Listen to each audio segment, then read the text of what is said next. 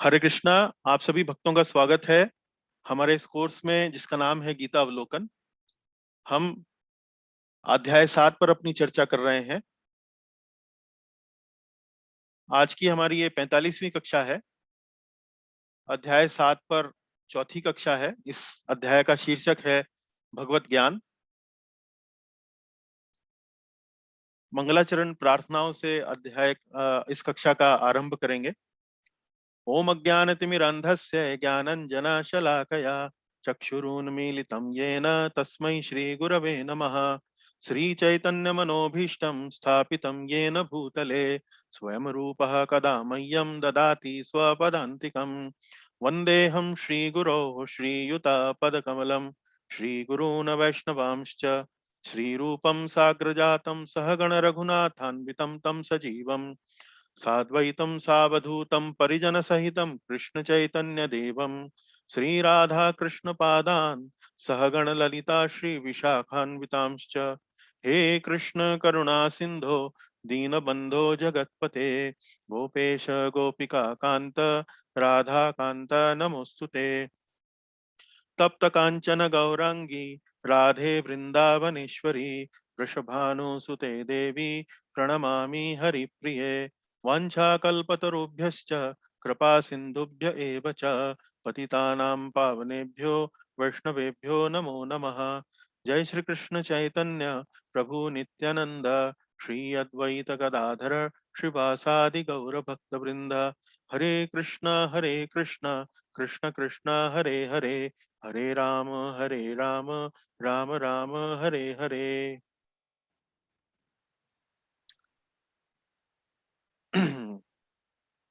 तो आपके सामने अभी जो स्लाइड है उसमें आप अध्याय 7 का अवलोकन मानचित्र देख पा रहे हैं।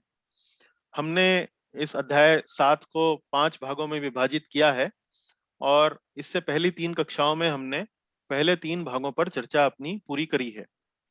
तो पहले विभाग में भगवान श्री कृष्ण अर्जुन को अ, भक्ति योग के बारे में बताना आरंभ करते हैं। ये चर्चा भगवान स्वयं अपनी ओर से पहल करते हैं। इसके बारे में अर्जुन कोई प्रश्न नहीं पूछता है। इसका सीधा सीधा अर्थ यह है कि वास्तव में इस अध्यायों में भक्ति योग में कोई विशेष बात है जब भी भगवान अपनी तरफ से इसे प्रस्तुत कर रहे हैं। यहाँ पर भगवत ज्ञान की महत्ता बताते हुए भगवान श्री कृष्ण अर्जुन को कहते हैं कि ये ज्ञान बड़ा विशेष है। इसको जानने के बाद तुम्हारे सारे संशय दूर हो जाएंगे और ये ज्ञान किसी विरले व्यक्ति को ही मिल पाता है, बड़ा ही दुर्लभ है। और उसके बाद भगवान अपनी शक्तियों के बारे में, अपने अलग अलग जो उनकी शक्तियां हैं उनके बारे में बताते हैं। पहले वे अपनी अपरा शक्तियों के बारे में बताते हैं। अपरा शक्तियां मतलब इंफीरियर एनर्जी, निकृष्ट शक्तियां। उनमें उनके अंतर्गत आती हैं पृथ्वी जल अग्नि वायु आकाश मन बुद्धि अहंकार। उसके बाद फिर वे अपनी पराशक्ति के बारे में बताते हैं। पराशक्ति के बारे में कहते हैं कि वे जीवात्माएं हैं। और अंत में भगवान इस बात को अर्जुन के सामने रखते हैं कि संसार में जो भी कुछ है वो अपरा शक्ति पराशक्ति या इनका कॉम्बिनेशन, इनका संयोजन, इनके द्वारा ही संभव होता है। अंत में कुछ उदाहरण देते हैं इस विभाग में कि भाई 14 उदाहरणों के माध्यम से समझाते हैं कि कैसे भगवान श्री कृष्ण न केवल शक्तियों के स्वामी हैं बल्कि इस जगत में जो भी पालन है, जो भी उसका देखभाल है जगत की, वो भी उसके भी मूल कारण भगवान ही है। तो जब जीव को, जब पाठक को, साधक को इस बात का पता लगता है कि कैसे भगवान श्री कृष्ण अ, इस जीवन में, इस जगत में हर जो कुछ घटना हो रही है, जो कुछ भी यहाँ पर आप देख सकते हैं अस्तित्व में है या कार्य कर रहा है, वो भगवान की कृपा के ही कारण कार्य कर रहा है। तो ऐसा भाव होने पर जीव के मन में भगवान के प्रति शरणागति की भावना उत्पन्न होती है। तो इसी तरीके से अगला तीसरा विभाग जो है वो भगवान श्री कृष्ण की शरणागति क्या है, क्यों जीव भगवान कृष्ण की शरणागति ले नहीं पाता है, कैसे शरणागति ले सकता है और कौन से लोग भगवान की शरणागति लेने में इच्छुक होते हैं, कौन से लोग नहीं होते हैं, इसके बारे में भगवान श्री कृष्ण तीसरे विभाग में कहते हैं, जो हमारी पिछली कक्षा का विषय रहा। और हम इस पर अब थोड़ा गहराई से मतलब पुनः स्मरण एक बार करेंगे पिछली कक्षा में हमने जो पढ़ा था। तो जैसा कि मैंने बताया कि शरणागति के मूल विषय है इस विभाग में 13 से 19वें श्लोक में। तो भगवान अब अपने शरणागति के विषय में बता रहे हैं। वे कहते हैं कि जितनी भी शक्तियां मैंने अभी तुम्हें बताई हैं, पृथ्वी, जल, अग्नि, वायु, आकाश, मन, बुद्धि, अहंकार इत्यादि इत्यादि, उन सभी जो शक्तियां हैं मेरी, जो ये पदार्थ हैं, उन सभी शक्तियों में, पदार्थों में 3 गुणों का प्रभाव रहता है। और ये जो जगत है वो इन्हीं पदार्थों से बना हुआ है, और इन सब पदार्थों पर इन 3 गुणों का प्रभाव रहता है। तो इसका मतलब क्या हुआ कि जितने भी जीव हैं इस जगत में, जो एक जीवात्माएं हैं, जो एक शरीर के अंदर बद्ध हैं, शरीर के अंदर कैद हैं, उन सभी जीवात्माओं पर इन तीनों गुणों का प्रभाव पड़ता है। किसी पर सत्व गुण का प्रभाव अधिक रहता है, किसी पर रजोगुण का प्रभाव अधिक रहता है, किसी पर तमोगुण का प्रभाव अधिक रहता है। और इन प्रभावों के कारण जीव जो है वो मोहग्रस्त रहता है। मोहग्रस्त मतलब वो ये नहीं समझ पाता है कि वास्तव में वो भगवान का अंश है, वास्तव में भगवान का दास है। वो ये समझने लगता है, वो इन गुणों के प्रभावों के कारण ये समझने लगता है कि वो ही इस जगत का स्वामी है, और इस जगत में जो भी प्रसन्नता उसको लेनी है वो इन्हीं गुणों के माध्यम से मिलनी है। जैसे शराबी को या किसी शराब पीने वाले व्यक्ति को जो प्रसन्नता मिलती है वो शराब के माध्यम से मिलती है। रजोगुणी व्यक्ति को बहुत धन संचय करके उस प्रकार से मिलती है। इसी प्रकार से जो सतोगुणी व्यक्ति है उसे भी जब वो देखता है कि भाई वो अपने समाज सेवा कर रहा है, इस प्रकार से लोगों का भला कर रहा है, वो भी अहंकारवश ये सोचता है कि वो तो मैं ही कर रहा हूँ। वो ये नहीं देखता कि वास्तव में भगवान की ही प्रताप के कारण वो ऐसा कर पा रहा है। तो इन तीनों गुणों के प्रभाव से जीव जो है वो जगत में मोहग्रस्त रहता है, और इस कारण से वो भगवान को नहीं जान पाता है। फिर भगवान ये बताते हैं कि अ, अ, ये जो प्रभाव होता है, तीनों गुणों का जो प्रभाव होता है वो वास्तव में एक दैवी शक्ति है जिसे हम माया कहते हैं। उसी के कारण ये माया देवी जो है ये जीव के ऊपर 3 गुणों के माध्यम से, सत्व, रजस और तमस के माध्यम से जीव पर ये प्रभाव, उसके ऊपर ये विकल्प, प्रभावों के रूप में ये विकल्प उसके सामने रखती हैं। और जीव इन विकल्पों के बीच में फंस जाता है, उलझ जाता है। और तो भगवान यहाँ कह रहे हैं कि ये जो शक्ति है ये दैवी है और इसे पार करना बड़ा कठिन है। तो हमने यहाँ चर्चा करी थी कि दैवी कैसे है। अगर ये जीव, ये शक्ति जो है वो भगवान से अलग ले जाती है तो दैवी कैसे है? क्योंकि इसका जो मूल उद्देश्य है वो जीव को इस बात का स्मरण कराना है कि इन तीनों गुणों में उसका जीवन का लक्ष्य नहीं मिलने वाला है। यहाँ उसको वास्तव में प्रसन्नता या सुख उसको नहीं मिलने वाला है। तो जीव इन गुणों के प्रभाव में बार बार पड़ता है, बार बार असंतोष का अनुभव करता है। और असंतोष का अनुभव करने के बाद वो जब चेतता है कि भाई यहाँ तो कुछ नहीं मिल रहा है, तब इसी माया शक्ति के प्रभाव से जब वो उसे और सुख वहां नहीं मिल पाता है, तब वह जीव जो है वो भगवान की ओर उन्मुख होता है। तो भगवान यहाँ कह रहे हैं कि इस माया शक्ति को पार कर पाना बड़ा कठिन है, और जो मेरी शरण लेता है, जो मेरे बताए हुए रास्ते पर चलता है, वास्तव में वो उसे सरलता से पार कर पाता है। फिर 4 लोग बताए जो शरण नहीं ग्रहण करते हैं। उनमें हमने पढ़ा मूढ़, नराधम, माया अपहृत ज्ञाना, और आसुरम आसुरी भावम आश्रिता। मूढ़ मतलब निपट मूर्ख हैं, जो सिर्फ श्रम में लगे रहते हैं, भगवान की ओर नहीं जाते हैं। अधम मतलब जिन्हें सब फैसिलिटी मिलती है, जब सुख सुविधा मिलती है, लेकिन उसका उपयोग नहीं करते हैं, फिर भी भगवान से विमुख रहते हैं। माया या अपहरत ज्ञाना मतलब ये लोग बड़े बुद्धिमान होते हैं, और आध्यात्मिक विषयों को समझने की उनमें अच्छी समझ होती है, लेकिन माया द्वारा इनका जो बुद्धि है वो हर ली जाती है। इनमें वैज्ञानिक होते हैं, अच्छे बड़े दार्शनिक लोग होते हैं, लेकिन माया द्वारा जब इनकी शक्ति हर ली जाती है तो वे भी भगवान की तरफ नहीं पहुंच पाते हैं। और चौथे जो हैं वो है आसुरी भाव। आसुरी भाव मतलब प्योर नास्तिक है, एकदम शुद्ध नास्तिक। भगवान के, भगवान को लेकर उनके पास एक एजेंडा है, और वे विशेष रूप से भगवान का विरोध करने के लिए बड़ा प्रखर रहते हैं, बड़ा आगे रहते हैं, बड़ा जोर शोर से खुले रूप से भगवान का विरोध करते हैं। तो इसे भगवान यहाँ आसुरी भाव कहते हैं। तो ऐसे 4 लोग जो हैं वो भगवान की शरण ग्रहण नहीं करते हैं। फिर इसके बाद भगवान ने 4 ऐसे पुण्यात्मा लोग बताए जो भगवान की शरण लेते हैं।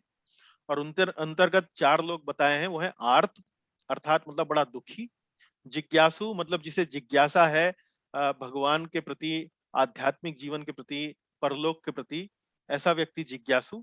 अर्थार्थी का अर्थ है जो किसी ना किसी अपनी इच्छा के कारण, किसी ना किसी अपने लाभ के कारण वो भगवान के पास जाता है। और चौथा है ज्ञानी। ज्ञानी मतलब इस व्यक्ति को परम सत्य के बारे में बाकी 3 श्रेणियों से अधिक जानकारी है और वो शुद्ध रूप से अपनी किसी मनोकामना के हेतु नहीं, बल्कि भगवान को प्राप्त करने हेतु भगवान के पास जाता है। लेकिन ज्ञानी का जो भगवान को लेके अभी ज्ञान है वो पूर्ण नहीं हुआ है, वो एक प्राइमरी स्टेज पर है या एक बेसिक स्टेज पर है, वो अभी पूरा आगे नहीं आया है, उसे ज्ञानी कहा है। इन चारों में भगवान अब डिफरेंशिएट करते हैं। इन चारों में वो एक जो कैटेगरी है ज्ञानी की, उसको अलग से उसकी प्रशंसा करते हैं, कहते हैं कि इन चारों में परम ज्ञानी सर्वश्रेष्ठ है, क्योंकि वो शुद्ध रूप से मेरे पास आता है, मेरे लिए आता है। हालांकि उसकी जानकारी इतनी नहीं होती है, पर वो चूंकि उसकी जो मनोकामना है, जो उसकी जो मंशा है वो शुद्ध है, वो किसी भौतिक मनोकामना से आच्छादित नहीं है, तो वह सर्वश्रेष्ठ है। मैं उसे अत्यंत प्रिय हूं और वह मुझे अत्यंत प्रिय है। फिर अपनी बात को वो थोड़ा सा उसमें आगे एक पॉइंट और जोड़ते हैं। वो कहते हैं कि यद्यपि ज्ञानी सर्वाधिक प्रिय है, लेकिन बाकी तीनों को भी तुम उदार ही समझो। बाकी 3 भी ऐसा नहीं है कि वो मुझे अप्रिय हैं, वो भी मुझे अच्छे लगते हैं। और यहाँ भगवान उसे उदार कहते हैं। तो यहाँ हमने चर्चा करी कि भाई उनको उदार कहने का मतलब क्या। भगवान वास्तव में अपनी उदारता का परिचय दे रहे हैं कि कोई उनके पास यदि किसी भगवान की इच्छा के प्राप्त करने की इच्छा से ना जाए, कुछ उनसे प्राप्त करने के लिए जाए, तो भी भगवान कहते हैं कम से कम मेरे पास तो आया। इसलिए ये भगवान के हृदय की ही उदारता है कि जो व्यक्ति भगवान के पास, चाहे वो किसी भौतिक लाभ के लिए ही जाए, लेकिन भगवान उसे उदार कहते हैं, भगवान उसे अपना मानते हैं, अपना समझते हैं, उसे भी भक्त की श्रेणी में ही वो उसे रखते हैं। और फिर भगवान यहाँ पर अंत में इस विभाग के अंत में 19वें श्लोक में कहते हैं कि भाई देखो, अनेक जन्मों बाद कोई व्यक्ति जब वो या तो जिज्ञासु होता है, आर्त होता है, अर्थार्थी होता है, जब बार बार जब वो मेरे संपर्क में रहता है और अनेक जन्मों बाद जब उसका शुद्धिकरण हो जाता है, तब वह ज्ञानी के स्तर पर पहुंचता है। लेकिन जब वो मेरी शरण लेता है, मेरे कारण ही मेरी शरण लेता है, मुझे प्राप्त करने के लिए जब मेरी शरण लेता है, तो ऐसा जो महात्मा है वो बहुत अत्यंत दुर्लभ है। तो यहाँ भगवान श्री कृष्ण ने पूरा जो शरणागति का जो उनका टॉपिक है वो बताया कि भाई कैसे शरणागति नहीं लेते हैं, क्यों शरणागति लेना कठिन है, क्योंकि माया बड़ी कठिन है पार करना, लेकिन मेरी शरण लेगा तो पार कर लेगा। फिर अलग अलग कोटियां बताएं कि कौन शरण लेते हैं, कौन शरण नहीं लेते हैं। अब उसी चर्चा को भगवान यहाँ पर आगे बढ़ा रहे हैं। अब भगवान चर्चा में आगे जाते हुए कहां ले जा रहे हैं, वो कह रहे हैं अब वो उन लोगों की बात करेंगे जो शरण तो लेते हैं, लेकिन सीधे सीधे भगवान श्री कृष्ण की शरण नहीं लेते हैं। भगवान श्री कृष्ण से अतिरिक्त अन्य प्राणियों की, जीवों की या विषयों की शरण ये लोग लेते हैं। तो यहाँ आज की कक्षा में हम आज उस बात पर विस्तार से चर्चा करेंगे। 20, 21, 22, 23, 24, 25, हाँ, 20, 21, 22, 23, 24, 25, 6 श्लोकों पर आज मुख्य रूप से हम यहाँ चर्चा करेंगे। ध्यान दीजिएगा। तो 20वां श्लोक हम पढ़ेंगे और 20वें श्लोक में अब भगवान श्री कृष्ण सबसे पहली श्रेणी जिन लोगों की वो हमारे सामने प्रस्तुत कर रहे हैं, ये वे लोग हैं जो देवी देवताओं की शरण लेते हैं और भगवान श्री कृष्ण की सीधे सीधे शरण नहीं लेते हैं, देवी देवताओं की पूजा करते हैं। तो यहाँ भगवान बता रहे हैं कि देवी देवताओं की पूजा कौन करता है और ऐसे व्यक्ति के लक्षण, ऐसे व्यक्ति के मनोभाव यहाँ पर वो प्रकट कर रहे हैं। कह रहे हैं कामस्तस्तै हृतज्ञानः प्रपद्यन्ते अन्य देवताः तं तं नियमास्थाय प्रकृत्यादियतः स्वया। एक एक लाइन हम यहाँ पर, एक एक सेक्शन, 4 विभागों में हमने श्लोक का सेक्शनाइजेशन किया है। एक एक सेक्शन हम देखेंगे क्या कह रहे हैं भगवान। कामस्तस्तै हृतज्ञाना। काम, काम का मतलब क्या है, इच्छाएं, और काम का मतलब भौतिक इच्छाएं, मटेरियल डिजायर्स, भगवान के लिए नहीं, लेकिन कुछ सुख सुविधा लेने के लिए, कुछ अपनी इच्छाओं को पूरी करने के लिए, भौतिक इच्छाओं को पूरी करने के लिए। कामस्तस्तै हृत ज्ञाना। हृत, हृत शब्द जो है, जैसे आपने अपहरण समझा होगा, अपहरित कर लिया गया है, अपहरित। अपहरित मतलब इनकी बुद्धि जो है वो अपहरण कर ली गई है, किनके द्वारा? भौतिक इच्छाओं के द्वारा। तो यहाँ जिनकी बुद्धि भौतिक इच्छाओं द्वारा मारी गई है, वो क्या करते हैं? प्रपद्यन्ते अन्य देवता। प्रपद्य, प्रपद्य शब्द जो है भगवत गीता में कई बार आया। प्रपद्य का मतलब शरणागति लेना है।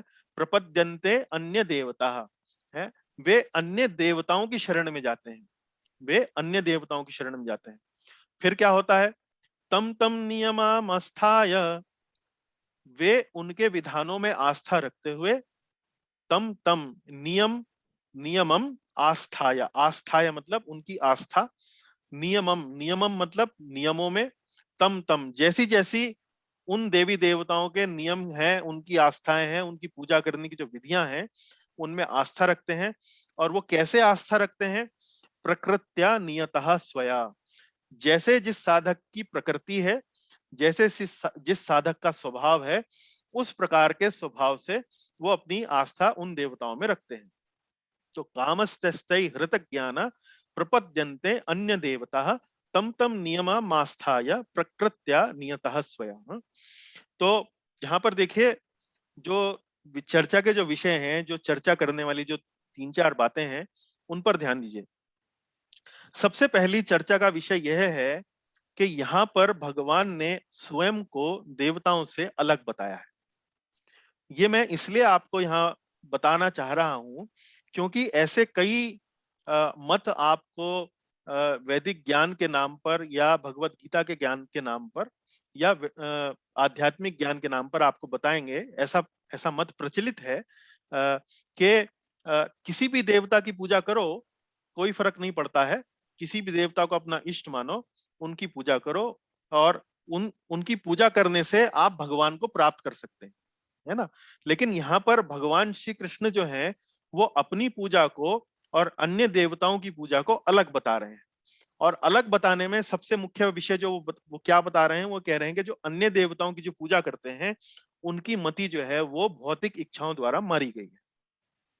तो सभी देवी देवता भगवान है, या सभी देवी देवताओं की पूजा उपासना करने से हम भगवान तक पहुंच सकते हैं, ये श्लोक इस बात का खंडन करता है, उस बात को नकारता है।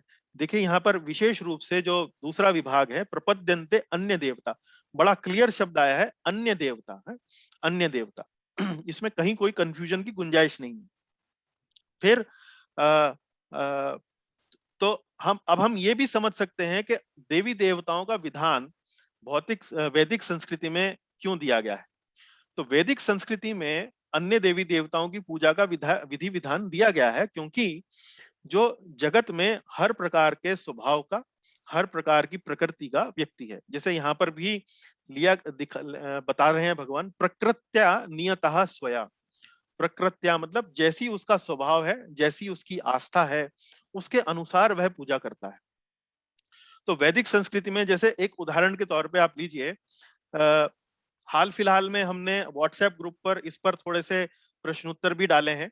प्रश्नोत्तर इस प्रकार का था कि भाई आयुर्वेद में जो दवाइयां ली जाती हैं उनमें क्या नॉन वेजिटेरियन खाना या नॉन वेजिटेरियन इंग्रेडिएंट्स क्या मिलाए जा सकते हैं। तो कई लोग सोचते हैं कि भाई आयुर्वेद तो वेदों से आया है और वेदों में मांसाहार वर्जित है। तो हमने उस उत्तर में क्लैरिफिकेशन दिया था, एक बात को स्पष्ट किया था कि मांसाहार वर्जित है ऐसा वैदिक संस्कृति में नहीं है। तो वैदिक संस्कृति में मांसाहार करने की छूट है, लेकिन इसका मतलब ये नहीं है, छूट का मतलब ये नहीं है कि उसका वहां पर मतलब उसकी उसकी रिकमेंडेशन दी गई है, उसको प्रोत्साहित किया गया है, ऐसा नहीं है। तो जिन लोगों का स्वभाव राजसी है या जिन लोगों का स्वभाव बहुत अधिक तामसी है, प्रकृत्या नियतः स्वया, जैसा जिसका स्वभाव है उसके अनुसार वैदिक संस्कृति में इस प्रकार की छूटें दी गई हैं। तो जिस किसी व्यक्ति को मांसाहार करना होता है तो उसके लिए भी विधि विधान बनाए गए हैं। जैसे विधि विधान क्या है, तो यदि किसी व्यक्ति को मांसाहार करना है तो उसके लिए विधान यह है कि भाई अमावस्या के दिन वो इस प्रकार का कार्य करे। जिस भी जानवर को, पशु को उसको काटना है, उसका मांस काटना है, उसे काली गॉडेस काली जो काली माता है उनके मंदिर में या उनके विग्रह के सामने उसका बलिदान दिया जाए। और बलिदान देने से पहले ऐसे व्यक्ति को उस पशु के कान में मांस शब्द बोलना होता है।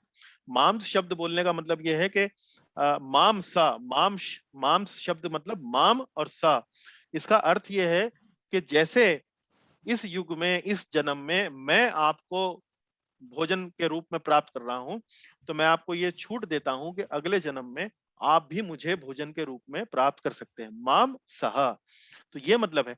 तो इन सब विधि विधानों के पीछे पर्याय ये है कि जब व्यक्ति बार बार इस प्रकार के विधि विधान करेगा तो उसकी समझ में आएगा कि भाई मैं ऐसा क्यों कर रहा हूं, और वो मांस खाने से थोड़ा सा दूर जाएगा। तो आ, आ, ये इस प्रकार से इस श्लोक में मुख्य रूप से इस बात का खंडन किया गया है कि देवी देवताओं की उपासना और भगवान श्री कृष्ण की उपासना समान नहीं है। दोनों की उपासनाओं में अलग है। और देवी देवताओं की उपासनाएं वो व्यक्ति करते हैं जिनकी जो बुद्धि है वो भौतिक इच्छाओं द्वारा मारी जा चुकी है। अब यहाँ पर आप सोच सकते हैं कि ऐसे व्यक्ति का क्या जिसके मन में भौतिक इच्छाएं हैं और वो भगवान श्री कृष्ण की पूजा करना चाह रहा है। भौतिक इच्छाएं हैं, मुझे प्रमोशन भी चाहिए नौकरी में, मुझे पुत्र की कामना भी है, मुझे धन भी चाहिए, मुझे वास्तव में एक अच्छी पत्नी भी चाहिए, मुझे मान लीजिए बीमार हो जाऊं तो स्वास्थ्य भी चाहिए, इस इत्यादि इत्यादि अनेक प्रकार की भौतिक कामनाएं जो हैं जीव के हृदय में हो सकती हैं। तो यदि ऐसा व्यक्ति देवी देवताओं की पूजा न करके भगवान श्री कृष्ण की पूजा करे, जैसा कि पिछले विभाग में भी हमने चर्चा करी है, आर्त है, अर्थार्थी है, जिज्ञासु है, वो जाता है। तो यहाँ पर प्रभुपाद जी ने अपने तात्पर्य में एक बड़ा सुंदर श्लोक श्रीमद् भागवतम से उद्धृत किया है। इस श्लोक में यह बताया गया है कि यदि किसी व्यक्ति की, किसी जीव की भौतिक कामना है और वो भगवान को पूजने जाता है, तो उसमें उसको क्या बेनिफिट है, उसमें उसको क्या लाभ मिलता है। तो श्लोक देखिए इस प्रकार है। अकामः सर्व कामो वा मोक्ष काम उधारधीः तीव्रेण भक्ति योगेन यजेत पुरुषं परम। यहाँ देखिए शब्द कौन कौन से हैं। अकाम सर्व कामो वा, मोक्ष काम उधारधि। अकाम मतलब जिसकी कोई कामना नहीं है, सर्व काम मतलब जिसकी बहुत सारी कामना है, और तीसरी कामना कैसी बताई गई है, मोक्ष काम है। ऐसे लोग भी हैं जिनकी कामना मोक्ष की है, उसको भी यहाँ पर, मोक्ष को भी यहाँ पर एक कामना के रूप में बताया गया है कि जो सिर्फ मुक्ति प्राप्त करना चाहते हैं। तो जिसकी कामनाएं बहुत हैं, जिसकी कोई कामना नहीं है, जिसकी कामना मोक्ष है, भगवान यहाँ यहाँ प्रभुपाद जी यहाँ इस तात्पर्य में बता रहे हैं कि तीव्रेण भक्ति योगेन यजेत पुरुषम परम। यदि वह व्यक्ति तीव्रता से, बड़ी प्रखरता से, बड़े उत्साह के साथ, बड़ी दृढ़ता से यदि वो भक्ति योग की प्रक्रिया में लगता है, तो यजेत पुरुषम परम, वह भी परम पुरुष भगवान श्री कृष्ण के चरणों को प्राप्त कर सकता है। और वो, लेकिन उसके लिए क्वालिफिकेशन क्या चाहिए, तीव्रेण भक्ति योगेन। तो कोई कहे कि भाई मैं बहुत वृद्ध हो गया हूं, मेरी उम्र बहुत हो गई है, कोई कहे कि भाई मैं अब कैसे भक्ति करूंगा, मैंने तो सारे जीवन भक्ति नहीं करी, अब मेरे मेरे पास इतना समय नहीं है। तो यहाँ बता रहे हैं कि चाहे आप किसी भी श्रेणी के हों, अकाम सर्व कामो वा मोक्ष काम उधारति तीव्रेण भक्ति योगेन। तो भक्ति का जो योग का जो साधन है वो इतना प्रबल है, इतना इतना दृढ़ है, इतना शक्तिशाली है कि उसको करने से किसी भी स्टेज पर, किसी भी स्तर पर आप यजेत पुरुषम परम, परम पुरुष को प्राप्त आप कर सकते हैं। अब हम अगला श्लोक देखते हैं। अगले श्लोक में भगवान क्या बता रहे हैं यहाँ पर।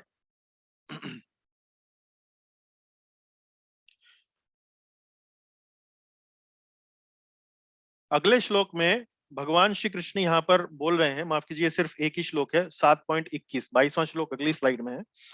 अगले श्लोक में भगवान क्या कह रहे हैं कि देवताओं की पूजा के लिए जो श्रद्धा जीव के भीतर उत्पन्न होती है, वो श्रद्धा भी कहां से आती है, वो श्रद्धा देवी देवता नहीं देता है, वो श्रद्धा भी भगवान श्री कृष्ण ही देते हैं। वो देखिए कैसे कह रहे हैं। यो यो याम याम तनुम भक्तः श्रद्धया अर्चितुमिच्छति तस्य तस्याचलं श्रद्धाम तामेव विदधाम्यहम्। यो यो याम याम तनुम भक्तः श्रद्धया अर्चितुमिच्छति तो यो यो याम याम, जिस जिस देवता की पूजा करनी है, अर्चना करनी है, श्रद्धया अर्चितुम इच्छति, जिस जिस देवता की, जो जो व्यक्ति, जो जो साधक जिस जिस देवता की पूजा करने की श्रद्धा करता है, इच्छा करता है, तो भगवान भगवान यहाँ कह रहे हैं, भगवान यहाँ भगवान यहाँ कह रहे हैं कि उसकी श्रद्धा को मैं ही दृढ़ बनाता हूँ। भगवान यहाँ कह रहे हैं कि उसकी श्रद्धा को मैं ही स्थिर करता हूं। देखिए, तस्य तस्या अचलाम श्रद्धा, तस्य तस्या अचलाम, अचलाम मतलब स्थिर करना, श्रद्धा, ताम एव विदधाम्य अहम, ताम एव विदधाम्य अहम, ताम एव, एव मतलब मैं ही है, ताम मतलब उसकी श्रद्धा को मैं ही, विदधाम्य अहम, अहम का मतलब मैं, तो मैं ही उसकी श्रद्धा को स्थिर करता हूं। तो यहाँ देखिए कि यहाँ इस पूजा विधि में जो अन्य देवी देवताओं की जो पूजा है, अगर कोई व्यक्ति ये सोचे कि भाई देवी देवता की उपासना हम कर रहे हैं, हम किसी XYZ देवी देवता की पूजा कर रहे हैं, तो उसकी श्रद्धा हमें उसी देवी देवता से मिल रही है, ऐसा नहीं है। श्रद्धा कहाँ से मिल रही है आपको? श्रद्धा देने वाले भी भगवान श्री कृष्ण है। यहाँ पर बड़ा स्पष्ट रूप से 21वें श्लोक में वो यहाँ पर वर्णन कर रहे हैं। यहाँ पर देखिए, यहाँ पर भी भगवान का जो करुणा का जो रूप है, या जो उनकी जो हृदय की जो उदारता है, वो आप देख सकते हैं इस श्लोक में भी। कैसे देख सकते हैं? वो किसी साधक जो है वो किसी अन्य देवी देवता के पास जा रहा है अपनी इच्छाओं की पूर्ति करने के लिए, लेकिन भगवान ये नहीं कह रहे हैं कि भाई तुम उस देवता के पास क्यों जा रहे हो, तुम मेरे पास आओ, ऐसा नहीं कह रहे हैं। भगवान जो है वो किस दृष्टिकोण से सोच रहे हैं? वो इस दृष्टिकोण से सोच रहे हैं कि वो जा देवी देवता के पास रहा है, चले जा तो रहा है, कम से कम किसी से कुछ मांगने की इच्छा तो कर रहा है, किसी श्रेष्ठ शक्ति के पास अपना सर तो झुका रहा है। तो वो धीरे धीरे धीरे धीरे जब वो ऐसा करेगा तो धीरे धीरे वो मेरे पास एक एक दिन अवश्य आएगा। तो यहाँ भगवान ये नहीं देख रहे हैं कि वो मेरे पास क्यों नहीं आ रहा है, वो अन्य देवी देवता के पास क्यों जा रहा है, बल्कि यहाँ वो साधक की प्रगति को आगे बढ़ाने के दृष्टिकोण से है कि साधक प्रगति करे, साधक जो है वो आध्यात्मिक जीवन में आगे जाए।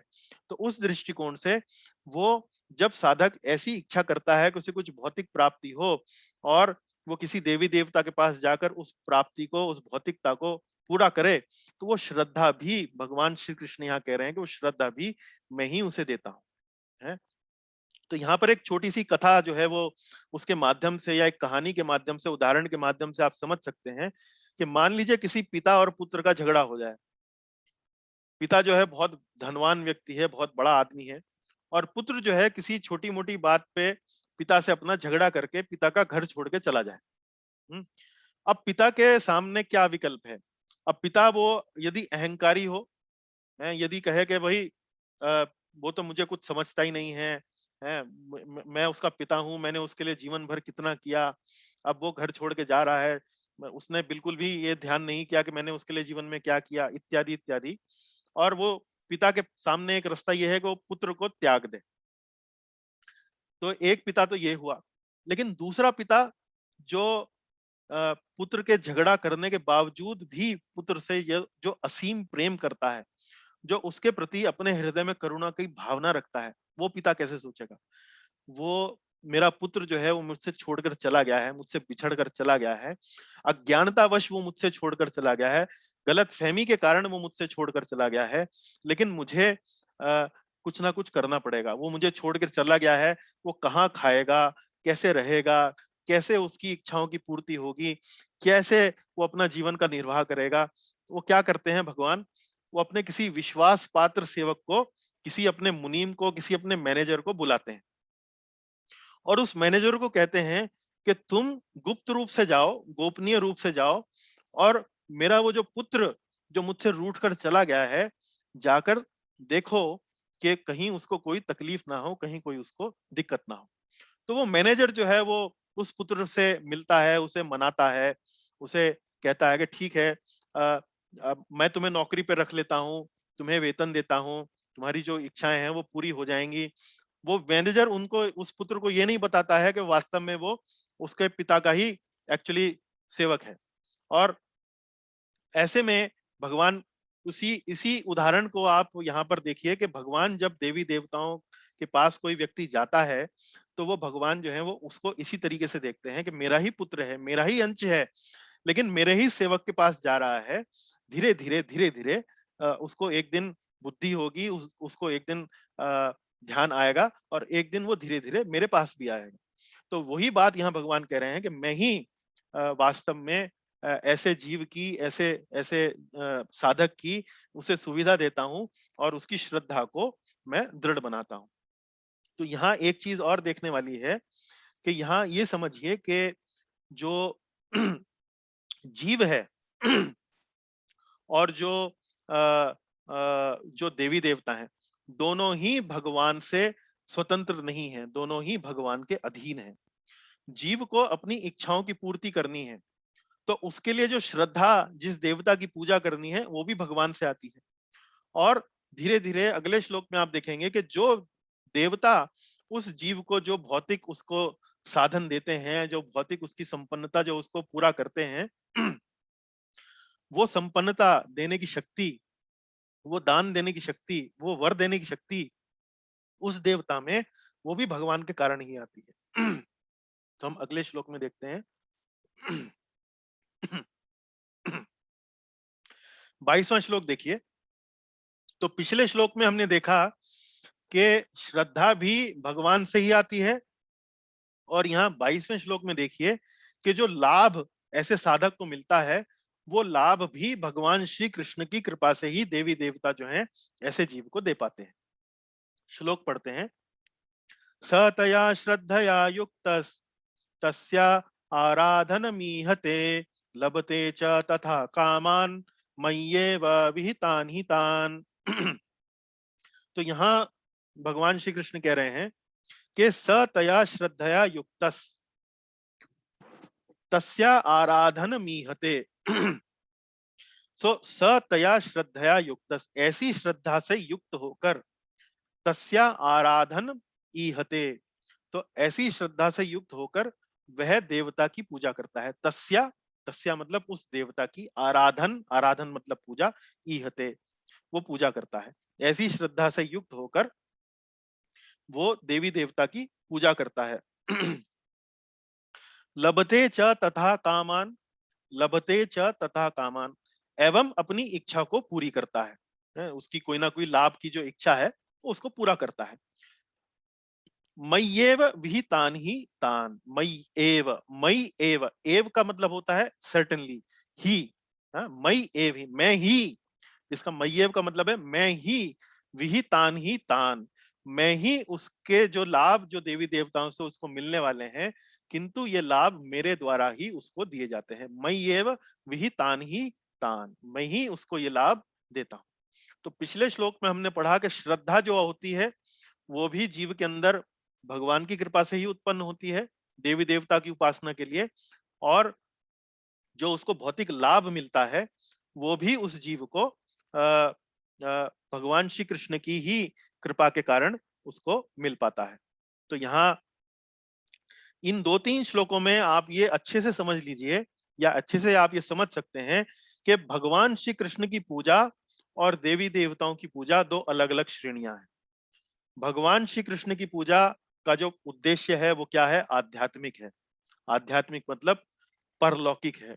हम इस जगत से निकल के दूसरे परलोक में भगवान के धाम जाएं, ये आध्यात्मिक हेतु है, ये आध्यात्मिक डिजायर है या उद्देश्य है।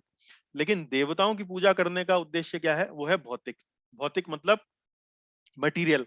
आपको वो बेनिफिट मिल जाएगा लेकिन आप रहेंगे इसी जगत में।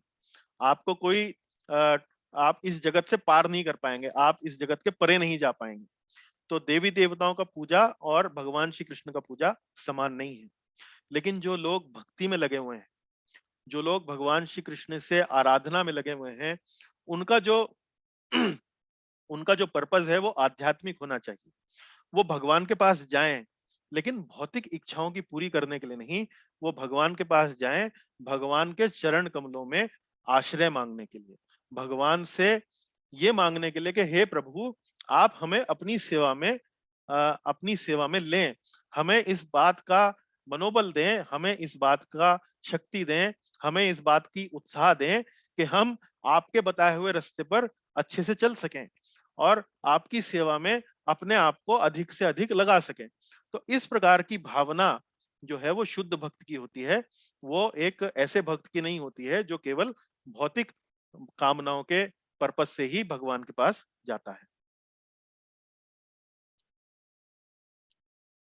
अब 23वें श्लोक में भगवान श्री कृष्ण देवी देवताओं की पूजा के दो अन्य कैरेक्टरिस्टिक्स बताते हैं, दो अन्य उनके बातों के बारे में बताते हैं कि वो लक्षण क्या है देवी देवताओं की पूजा के।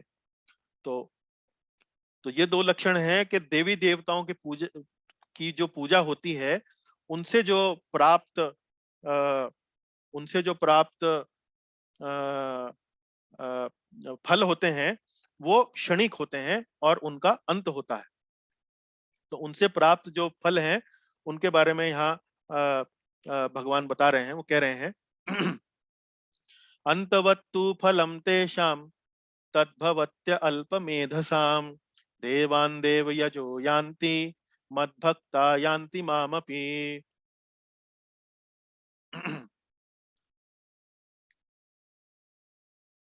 तो भगवान यह कह रहे हैं अंतवत्तु फलम तेषाम तद्भवत्य। अंतवत्तु, अंतवत्तु मतलब जो फलम, जो फल मिलता है, अंतवत्तु फलम मतलब जो फल देवी देवताओं की उपासना करने से मिलता है उनका अंत संभव है। अंतवत्तु, अंत मतलब वो फल क्षणिक होते हैं, वो आपको लंबे समय तक लाभ नहीं देंगे।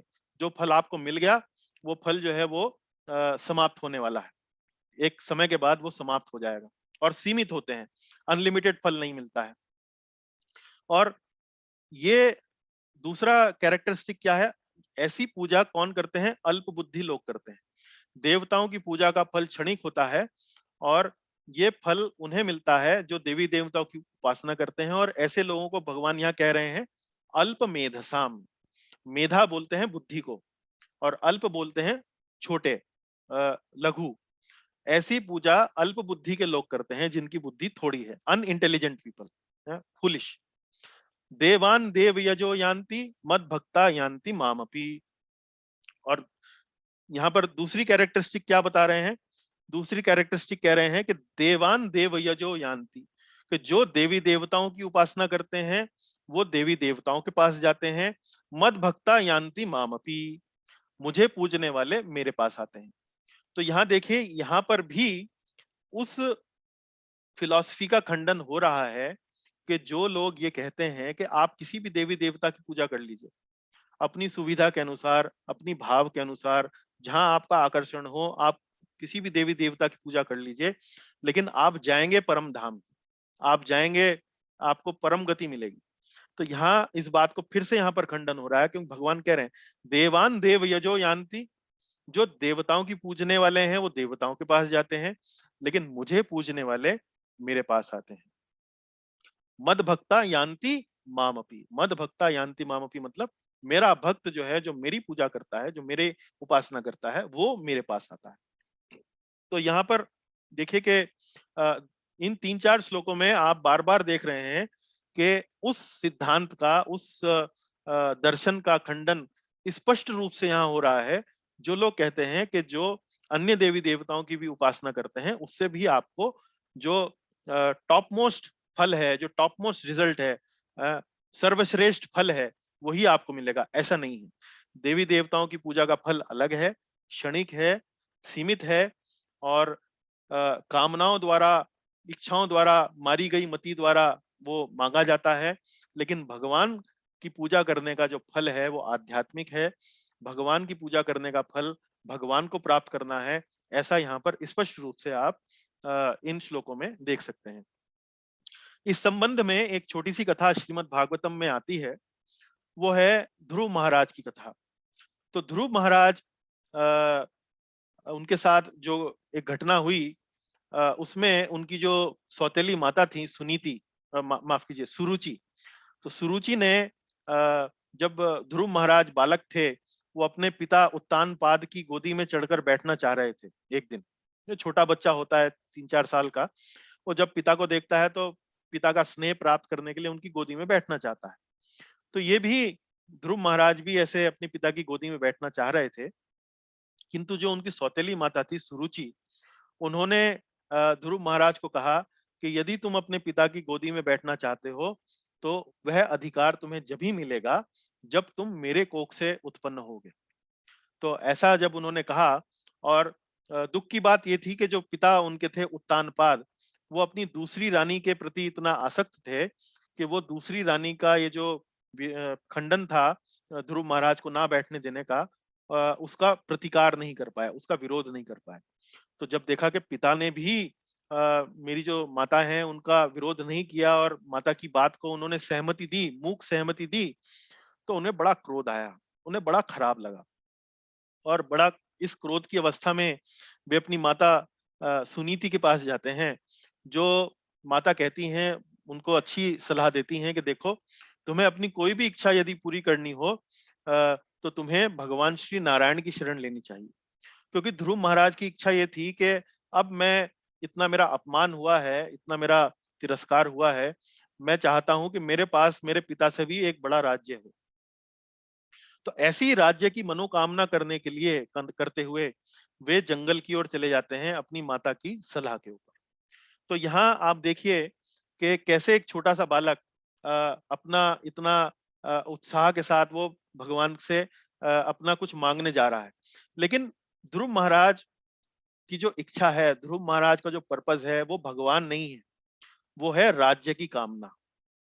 तो ध्रुव महाराज जाते हैं और वन में जाकर जब भगवान की तपस्या करते हैं और भगवान उनकी तपस्या से जब प्रसन्न होकर उनको वर मांगने के लिए कहते हैं, तो जब ध्रुव महाराज भगवान का दर्शन करते हैं, तो महाराज जो है वो एक प्रार्थना बोलते हैं। उस प्रार्थना में क्या है, वो कहते हैं कि मैं कांच के टुकड़े मांगने आया था, लेकिन कांच के टुकड़े लेने आया था, लेकिन मुझे यहाँ पर हीरा मिल गया।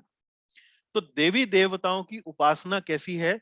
देवी देवताओं की उपासना ऐसी है जैसे हम कांच मांगने जा रहे हैं। और भगवान की उपासना कैसी है? भगवान की उपासना ऐसी है जैसे हमें अंत में क्या फल मिलने वाला है? हमें अंत में हीरा मिलने वाला है।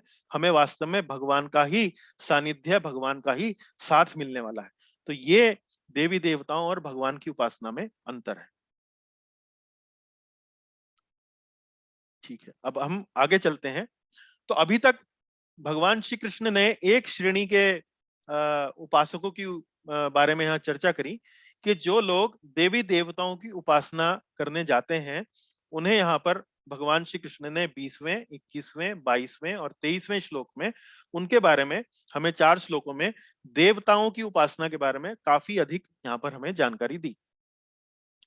24वें और 25वें श्लोक में अब एक दूसरी श्रेणी के जो लोग हैं, जो शरण लेते हैं भगवान श्री कृष्ण से, अन्य जाकर, अलग जाकर जो शरण लेते हैं, उनका यहाँ पर चर्चा जो है वो 24वें और 25वें श्लोक में भगवान करते हैं।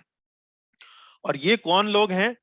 ये वे लोग हैं जो परम सत्य को निर्विशेष मानते हैं। परम सत्य मतलब जहां से सब कुछ आया है, जो सभी जीवों का, प्रकृति का, हर वस्तु का, इस जगत में जो हम देखते हैं, हर वस्तु का, हर जीव का जो स्रोत है, जो उद्गम है, उसको क्या बोलते हैं हम? उसको बोलते हैं परम सत्य। और ऐसे जो निर्विशेषवादी लोग हैं, वो परम सत्य की व्याख्या क्या करते हैं? वो परम सत्य की व्याख्या करते हैं कि ये निर्विशेष है, इसका कोई रूप नहीं है, इसका कोई आकार नहीं है। तो ऐसे निर्विशेष व्यक्तियों के बारे में यहाँ पर भगवान श्री कृष्ण 24वें श्लोक में बताते हैं।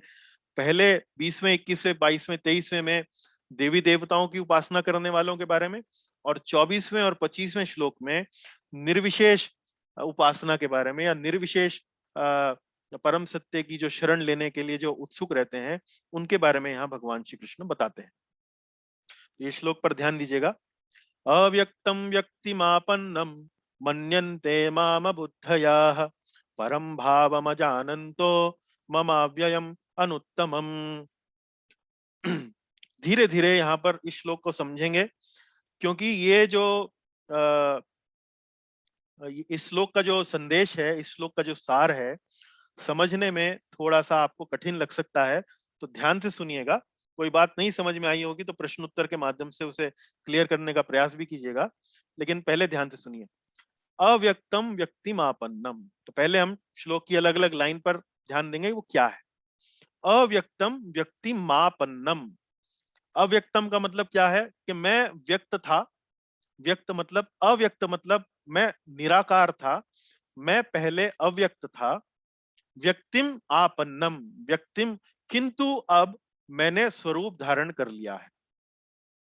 पहले मैं अव्यक्त था किंतु अब स्वरूप धारण किया है। अव्यक्तम व्यक्तिमापन्नम मन्यन्ते माम अबुद्धया, मन्यन्ते मतलब ऐसा मानते हैं, ऐसा सोचते हैं, माम मेरे बारे में, मन्यन्ते माम मेरे बारे में ऐसा कुछ लोग सोचते हैं, लेकिन वो क्या होते हैं, अबुद्धया, ऐसा सोचने वाले बुद्धिहीन होते हैं, ऐसा सोचने वाले बुद्धिहीन होते हैं।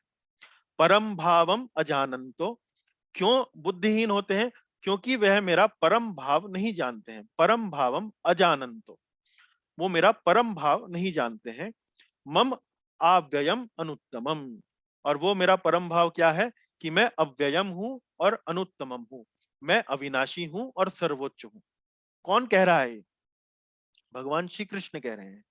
भगवान श्री कृष्ण जो स्वरूप है, जो साकार रूप में अर्जुन के सामने उपस्थित हैं, वो कह रहे हैं कि वो मेरा परम भाव नहीं जानते हैं। मम अव्ययम और अनुत्तमम, अनुत्तमम मतलब सर्वोच्च, मैं सर्वोच्च हूं। भगवान श्री कृष्ण स्पष्ट रूप से, प्रकट रूप से, प्रत्यक्ष रूप से अर्जुन के सामने खड़े हैं और वो ये कह रहे हैं कि मैं अविनाशी हूं और मैं ही सर्वोच्च हूं, अनुत्तमम हूं। और तो इतना कहने का मतलब क्या है कि ये बात बड़ी स्पष्ट है कि उत्तमम या सर्वोच्च स्वरूप भगवान का क्या है, सर्वोच्च सर्वोच्च स्वरूप भगवान का ये है कि भगवान साकार हैं, भगवान का एक रूप है, भगवान का एक व्यक्तित्व है, भगवान की पसंद है, नापसंद है, भगवान की अपनी अपनी पोशाक है, उनका एक विशेष रूप से वो मोर पंख अपने शिख पर, सिर पर धारण करते हैं। भगवान श्री कृष्ण को बांसुरी वादन बहुत पसंद है, उन्हें उन्हें गिटार बजाना पसंद नहीं, उन्हें बांसुरी बजाना पसंद है ना। इस प्रकार से परम भावम अजानंतो, इस प्रकार का परम भाव जो लोग नहीं जानते हैं, वो ये सोचते हैं कि मैं सर्वोच्च नहीं हूं, वो मैं अविनाशी नहीं हूं, इस प्रकार की उनकी बुद्धि रहती है। अब इसे हम थोड़ा सा गहराई से समझेंगे। अव्यक्तम व्यक्तिम आपन्नम, तो जो लोग अव्यक्त, अव्यक्त मतलब भगवान के निराकार स्वरूप के प्रति आकर्षित होते हैं, उनमें से एक श्रेणी लोगों की कौन सी होती है? वो श्रेणी होती है मायावाद, मायावादी। आप प्रभुपाद जी की जब पुस्तकें पढ़ेंगे, उनमें मायावाद शब्द का अक्सर आप देखेंगे कि वहां पर उल्लेख हुआ है। और ये मायावादी, इनकी सोच क्या होती है? तो दो प्रकार की दो श्रेणियां होती हैं जो लोग निराकार के प्रति आकर्षित होते हैं। पहली श्रेणी होती है मायावाद और दूसरी श्रेणी होती है ब्रह्मवाद। ब्रह्मवाद का मतलब क्या है? जो ब्रह्मवादी होते हैं वो भगवान के निराकार रूप के प्रति आकर्षित होते हैं। अव्यक्तम, जो अव्यक्तम शब्द यहाँ आया है वो भगवान के निराकार रूप के प्रति आकर्षित होते हैं।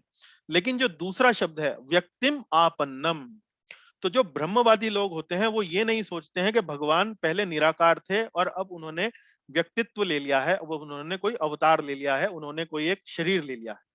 ऐसा ब्रह्मवादी नहीं सोचते हैं। तो ब्रह्मवादियों की सोच क्या होती है कि परम सत्य जो है वो निराकार है। और परम सत्य, उनकी ऐसी सोच क्यों होती है? या तो वो परम सत्य का जो एडवांस्ड जो उनकी जो अंडरस्टैंडिंग है वो अभी तक उनको पता नहीं लग पाई है, इस कारण से या उनका परम सत्य के साकार रूप के प्रति कोई आकर्षण नहीं है। तो दो दो बातें हैं, या तो वो उसके बारे में जानते नहीं है, अभी उन्हें पता नहीं लग पाया है, और दूसरा या परम सत्य का जो निराकार स्वरूप है उसके प्रति उनका आकर्षण नहीं है। तो ये लोग ब्रह्मवादी होते हैं। तो ब्रह्मवादी जो हैं उनके साथ कोई समस्या नहीं है, वो भगवान के प्रति कोई अपराध नहीं करते हैं, वो भगवान के प्रति कोई उनका अपमान नहीं करते हैं। लेकिन जो दूसरी श्रेणी है, दूसरी श्रेणी है मायावाद। मायावाद श्रेणी में क्या होता है? वो भी भगवान के निराकार रूप के प्रति आकर्षित होते हैं, लेकिन ब्रह्मवादियों से वो अलग कैसे होते हैं? वो ये सोचने लगते हैं कि परम सत्य तो निराकार है, लेकिन अब उसने एक साकार रूप ले लिया है, अव्यक्तम व्यक्तिम आपन्नम। अब वो एक व्यक्ति के रूप में आया है और ये व्यक्तित्व उसको कैसे मिला है? ये व्यक्तित्व उसको मिला है जो प्रकृति में सत्व गुण है, रजोगुण है, तमोगुण है, जो माया जिसे भगवान श्री कृष्ण ने अभी पिछले कुछ श्लोकों में माया बोला है। तो उस माया से जब परम सत्य सतो गुण के संपर्क में आता है, तो वो क्या बन जाता है? वो एक ईश्वर बन जाता है, वो एक अवतार बन जाता है। तो भगवान श्री कृष्ण के लेकर भी वो ऐसा ही बोलते हैं कि भगवान श्री कृष्ण का जो शरीर है वो माया का बना हुआ है, वो माया है। लेकिन वास्तव में परम सत्य तो निराकार है और निराकार ने अब यहाँ सत्व गुण के प्रभाव में आकर एक माया का शरीर ले लिया है और ये उनका इस प्रकार का एक समझ लीजिए मान्यता रहती है।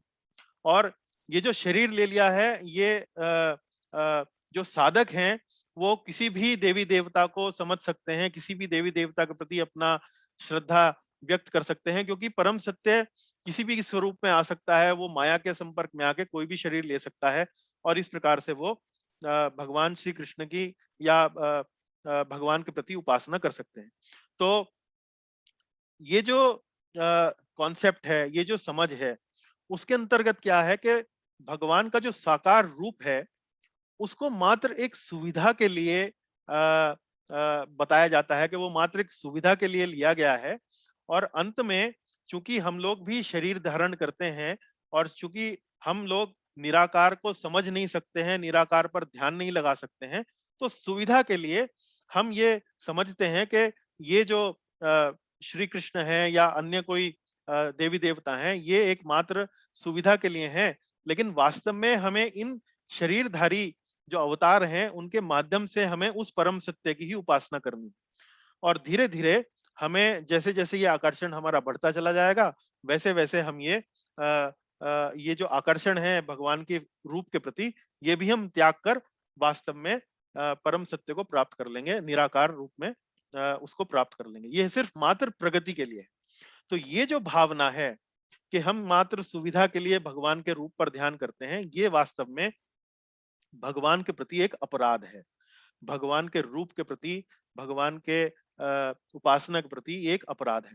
और दूसरी बात यह है कि पिछले श्लोकों में आपने ये समझने का प्रयास किया कि भगवान जो है वो माया के अधीन नहीं है। माया भगवान के अधीन है, भगवान माया के अधीन नहीं है। ये आपने पिछले श्लोकों में पढ़ा।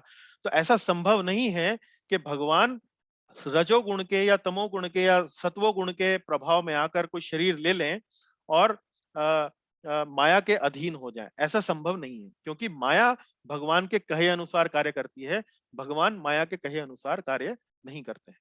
तो इस प्रकार से आप यहाँ ये समझ सकते हैं कि ये जो श्लोक है विशेष रूप से मायावादी जो भाव रखते हैं भगवान के प्रति, उनके प्रति एक प्रकार से यहाँ पर भगवान कह रहे हैं कि ऐसे लोग जो हैं वो अबुद्धया हैं। अबुद्धया मतलब पिछले श्लोक में देवी देवताओं वाले श्लोक में तो भगवान ने कहा अल्पमेधसाम। अल्पमेधसाम मतलब कम बुद्धि वाले। लेकिन यहाँ पर थोड़ा और स्ट्रांगली उसको यहाँ पर डिफीट करते हैं। वो कहते हैं अबुद्धया। अबुद्धया मतलब बिल्कुल ही बेवकूफ है, बिल्कुल ही बुद्धिहीन है। अबुद्धया, बुद्धि नहीं है उनमें। अव्यक्तम व्यक्तिम आपन्नम मन्यन्ते माम बुद्धया परम भावम अजानन्तो ममा व्ययम अनुत्तमम। वो मेरे परम भाव को नहीं जानते हैं। अब यहाँ इस स्लाइड में आप एक चित्र देख रहे हैं। उस चित्र के अंतर्गत आप क्या देख रहे हैं? यहाँ भगवान श्री कृष्ण बैठे हैं और उनके चारों तरफ जो है बहुत एक ज्योति जो है वो भगवान के शरीर से निकल रही है। तो जो निराकारवादी हैं या जो मायावादी हैं वो ये सोचते हैं कि जो भगवान के शरीर से जो ज्योति निकलती है वही वास्तव में परम सत्य है।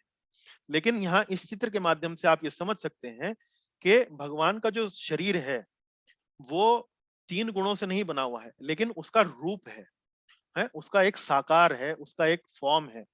और मायावादी लोग इस प्रकार की जो भ्रांति है उसमें इसलिए कंफ्यूज हो जाते हैं क्योंकि वो अपने अनुभव से जो इस जगत में देखते हैं, वो ये सोचते हैं कि जब कोई व्यक्ति शरीर लेता है तो वो वास्तव में तीन गुणों द्वारा ही शरीर जो है उसको मिलता है। या तो उसे शरीर राजसिक, तामसिक और सत्वगुणी शरीर जो है उसको मिलता है, इन्हीं तीनों गुणों से मिलता है। तो जब भगवान का जो शरीर है, जब शरीर की बात होती है या किसी फॉर्म की बात होती है, तो वो भी किसी ना किसी माया के प्रभाव के कारण ही संभव है। लेकिन ऐसा नहीं है। भगवान का जो रूप है और हमारा जो रूप है उसमें अंतर है। हमारा जो शरीर है वो इन तीन गुणों से बना हुआ है, सत्व, रजस और तमस से बना हुआ है। लेकिन भगवान का शरीर सत्व, रजस और तमस का नहीं है। भगवान का शरीर बना हुआ है सत चिद आनंद से, सत चिद आनंद। तो ईश्वर परम कृष्ण सत चिद आनंद विग्रह। विग्रह का मतलब है रूप, और ये विग्रह कैसे बना हुआ है? सत चिद और आनंद से ये विग्रह बना हुआ है। तो भगवान का शरीर और हमारे शरीर में अंतर होता है।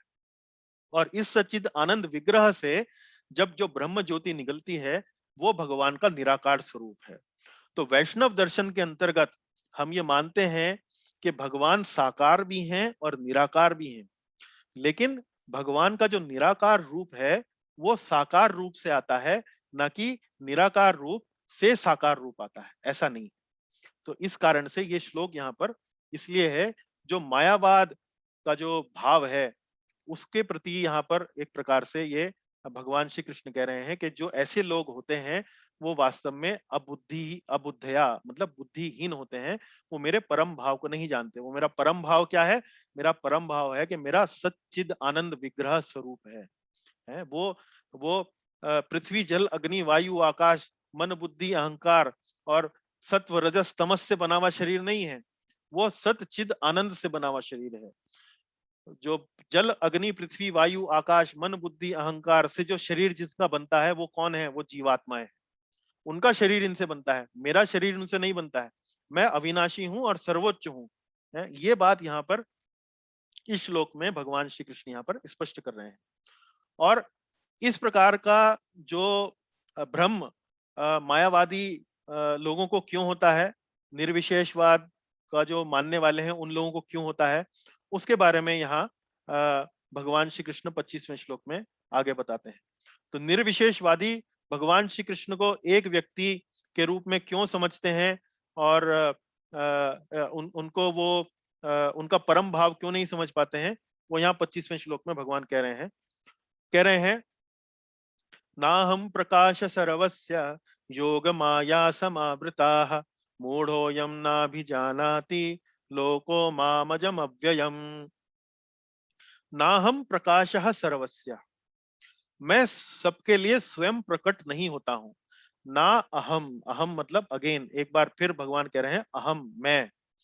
ना अहम प्रकाशः, प्रकाशः मतलब जैसे पुस्तक का प्रकाशन होता है ना, पुस्तक का प्रकाशन मतलब वो पब्लिक डोमेन में आ गई है, अब सब कोई उसको पढ़ सकता है। इसी तरीके से भगवान कह रहे हैं कि ना हम प्रकाशः सर्वस्य, मैं सबके लिए स्वयं प्रकट नहीं होता हूं। सर्वस्य मतलब सब लोग, मैं सबके लिए स्वयं प्रकट नहीं होता हूं। योग माया समा आवृतः, आवृत, आवृत मतलब ढकता हूं अपने आप को, अपने आप को मैं ढक कर रखता हूं। मैं अपनी माया शक्ति द्वारा ढका रहता हूं। और मूढ़ो यम ना भी जानाती, और वे लोग मूर्खतावश यह नहीं जान पाते हैं, लोको माम अजम अव्ययम है। मूढ़ो यम, मूढ़ो एक बार पिछले श्लोक में क्या बोला? अबुद्धया, अबुद्धया मतलब बुद्धिहीन। और इस श्लोक में क्या कह रहे हैं? मूढ़ो यम, ऐसे लोग मूढ़ हैं, मूर्खतावश। और ये लोग मूर्खतावश यह नहीं जान पाते हैं कि मैं अजन्मा हूं और अविनाशी हूं। यहाँ स्पेलिंग मिस्टेक है कि मैं यहाँ अजन्मा हूं और अविनाशी हूं। तो ये बात एक बार फिर भगवान ने उन्हीं मायावादी दार्शनिकों पर यहाँ पर बोला है कि ऐसे लोग मूढ़ हैं और वे मेरे परम भाव को नहीं जानते हैं। वो नहीं जानते हैं कि मैं अजन्मा हूं, अविनाशी हूं, और मैं माया, अपनी योग माया द्वारा, अपनी माया शक्ति द्वारा अपने आप को ढक कर रखता हूं, और मैं स्वयं को प्रकट नहीं होने देता हूं।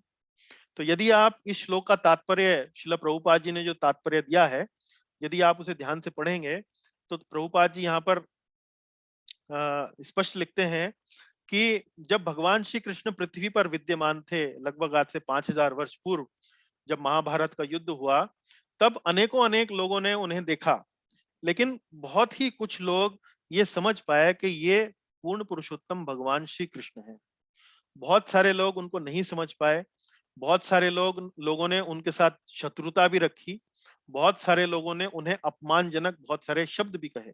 जैसे शिशुपाल का उदाहरण है, उसने भगवान श्री कृष्ण को न जाने भरी सभा में गाली गलौज उसने शुरू कर दिया।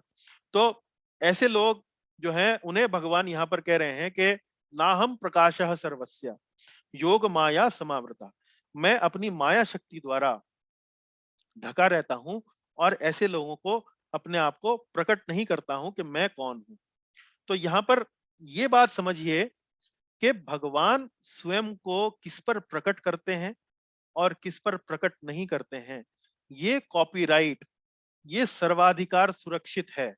मतलब ये भगवान का अधिकार है। जैसे हम वर्तमान समय में अपने अपने अधिकारों की बात करते हैं कि भाई मैं इस समाज का नागरिक हूं तो मेरे ये अधिकार हैं। नारियां जो हैं, स्त्रियां जो हैं वो कहती हैं कि ये हमारा स्त्री अधिकार है। बच्चे भी कई बार बोलते हैं तो हमारा बालकों का अधिकार है। तो भगवान यहाँ अपने अधिकार की बात कर रहे हैं कि ये राइट जो है, ये जो अधिकार है, ये पूर्णतः मेरे पास सुरक्षित है कि मैं किसको अपने ऊपर मैं किसको स्वयं को प्रकट करूं, किसको ये समझाऊं कि मैं भगवान हूं, किसके ऊपर ये भावना प्रकट करूं।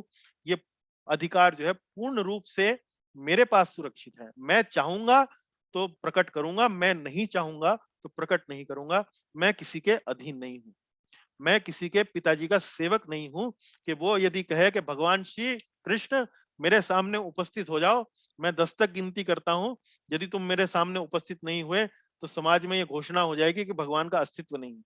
अरे भाई, भगवान आपके पिताजी के सेवक नहीं है कि वो आप जैसे चाहेंगे उन्हें बुला सकते हैं। भगवान किसके ऊपर प्रकट करते हैं स्वयं को, ये अधिकार भगवान स्वयं अपने पास सुरक्षित रखते हैं। तो भगवान किसको अपने पास प्रकट करते हैं, इसके लिए योग्यता होनी आवश्यक है। हर किसी को प्रकट नहीं करते हैं। भगवान को देखने के लिए, भगवान को जानने के लिए योग्यता होनी चाहिए। जैसे प्रधानमंत्री से मिलने के लिए भी हमें एक योग्यता चाहिए। हम ऐसा नहीं है कि प्रधानमंत्री ऑफिस जाएं और दरवाजा खटखटाएं और दरवाजा खोलें और प्रधानमंत्री जी जो हैं वो हमारे सामने उपस्थित हो जाएंगे और बताइए केशव गोपाल जी, आप क्या काम है, कैसे मिलने आए, बहुत दिनों बाद मिले, पिछली बार आपसे बातचीत नहीं हो पाई। ऐसा थोड़ी है। प्रधानमंत्री से यदि मुझे मिलना होगा तो मुझे बकायदा एप्लीकेशन देनी होगी। वो मेरी एप्लीकेशन जांचेगी, वो देखेंगे कि भाई ये व्यक्ति कौन है, किस लिए प्रधानमंत्री जी का समय लेने आया है। तो प्रधानमंत्री से मिलने के लिए योग्यता चाहिए। तो जब इस भौतिक जगत में, एक छोटे से ब्रह्मांड में, एक छोटे से लोक में, एक छोटे से देश में है, एक छोटे से देश में एक प्रधानमंत्री से मिलने के लिए योग्यता चाहिए, तो इतने बड़े ब्रह्मांड में समूचे जगत का कार्य चलाने वाले, उसको प्रकट करने वाले, उसका विनाश करने वाले भगवान को मिलने के लिए क्या हम ऐसे ही उनसे मिल सकते हैं? नहीं, ऐसा संभव नहीं है। तो भगवान को योग्यता से ही मिला जा सकता है। भगवान को मिलने के लिए क्वालिफिकेशन चाहिए। और वो क्वालिफिकेशन क्या है? वो क्वालिफिकेशन है भगवान की भक्ति में सेवा।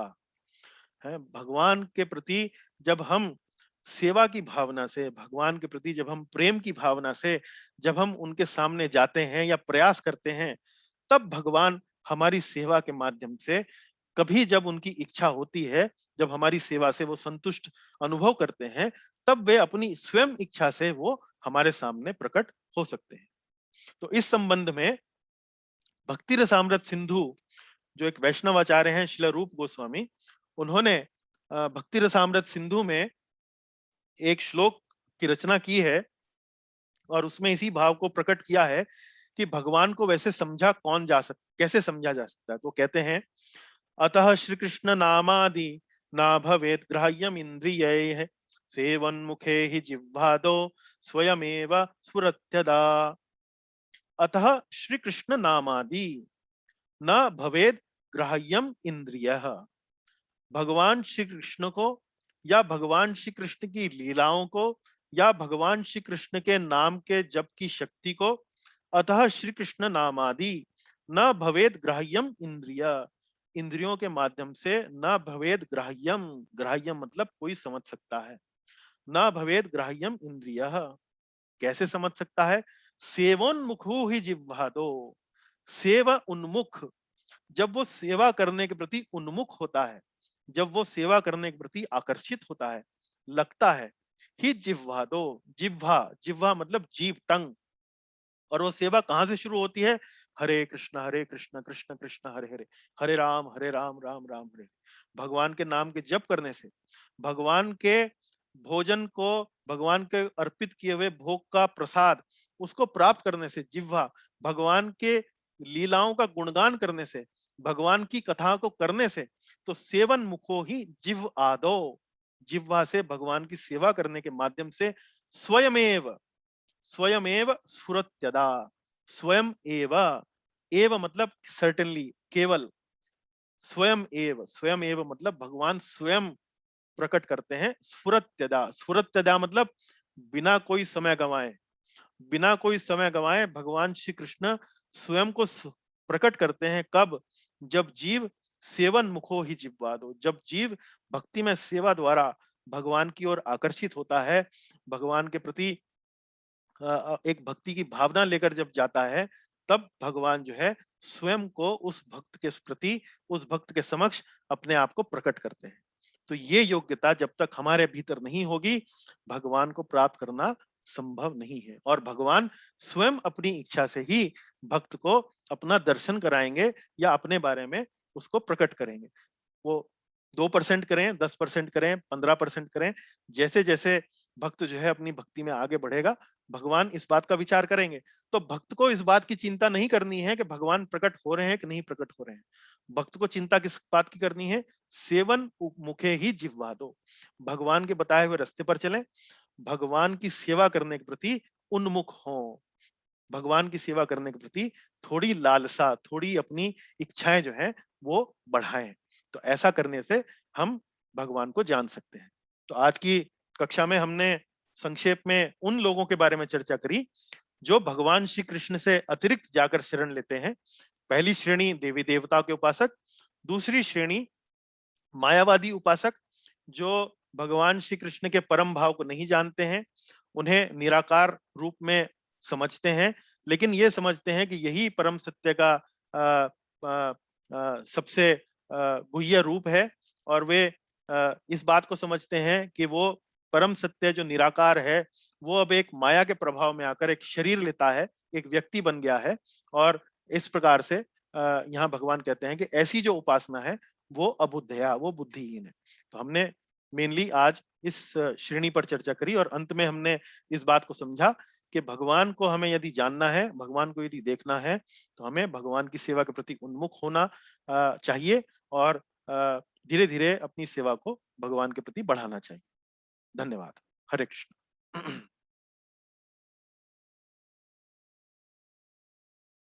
अब आप प्रश्न पूछ सकते हैं। मैं कक्षा को अनम्यूट कर देता हूं, आप लोग पूछ सकते हैं। धन्यवाद। ये बताइए कि वो जो मायावाद वाला जो सिद्धांत है वो आप लोग समझ पाए?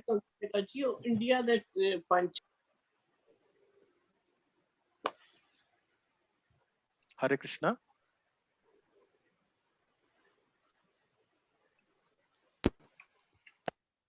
हरे कृष्णा। हरे कृष्णा सर। हरे कृष्णा। हाँ जी बोलिए। हाँ करतार प्रभु जी बोलिए, ताऊ जी बोलिए। नहीं, मैंने तो सिर्फ पहले हरे कृष्णा बोलना है। अच्छा, फिर दूसरा माफी मांगनी है कि आज लेट। कोई बात नहीं, कोई बात नहीं। रिकॉर्डिंग का लाभ ले सकते हैं आप। लेकिन किरीट पटेल जी हाथ उठा रहे हैं, मैं आग्रह करूंगा वे अपना प्रश्न पूछें। हरे कृष्णा। यस किरीट जी। प्रश्न ये है कि ये मायावाद, ब्रह्मवाद, ये अद्वैतवाद जो शंकराचार्य ने बताए जी, वो उसका आप थोड़ा ये करें कि शंकराचार्य ने जब 1200 years ago ये जो अद्वैतवाद बताया जी, is it also part of Brahmavad or is it a part of Mayavad or is it a combination of both? जैसे श्रीपाद शंकराचार्य जी ने ये मायावाद का जो प्रचार किया था, जो ब्रह्मवाद जो बताया है या निर्विशेषवाद जो बताया है, उसका जो प्रस्तुतिकरण था वो मायावाद के रूप में ही था। ब्रह्म सत्य जगत मिथ्या। उनका जो मानना है वो ये है कि ब्रह्म ही परम सत्य है और ये जगत जो है वो मिथ्या है। और तो ये विशेष रूप से मायावाद जो भाष्य है या मायावाद जो प्रस्तुतिकरण है वो श्रीपाद शंकराचार्य जी के ही तरफ से है। लेकिन श्रीपाद शंकराचार्य ने जो ये मायावाद का जो प्रचार किया उसके पीछे एक पर्पस था। ऐसा नहीं है कि शंकराचार्य जी ने जो दर्शन दिया वो ये समझिए कि उसके पीछे कोई पर्पस नहीं था, या उन्होंने उसके पीछे शंकराचार्य जी के जो दर्शन देने के पीछे पर्पस था वो चूंकि उस समय जो लोग बाग थे वो वेदों का वो बुद्ध संप्रदायों के प्रति जो आकर्षित हो रहे थे, और बुद्ध संप्रदाय में वेदों को तिरस्कार किया गया है, वेदों को नकारा गया है। तो वेदों को नकारने के कारण वो लोग शंकराचार्य जी ने उन्होंने क्या बताया कि जो बातें आप बौद्ध संप्रदाय में पढ़ रहे हैं उनका वास्तव में यहाँ वेदों में ही मेंशन किया गया है। और यदि आप इसको निर्विशेषवाद के रूप में यदि आप उसको समझते हैं तो वो वास्तव में वही समझ होगी। और इस तरीके से धीरे धीरे शंकराचार्य जी ने लोगों को जो बौद्ध धर्म के प्रति आकर्षित हो रहे थे उन्हें धीरे धीरे वेदों के प्रति आकर्षित किया, क्योंकि बौद्ध धर्म में वेदों को नकारा गया है और शंकराचार्य जो हैं वो वेदों को पुनः स्थापित करना चाहते थे।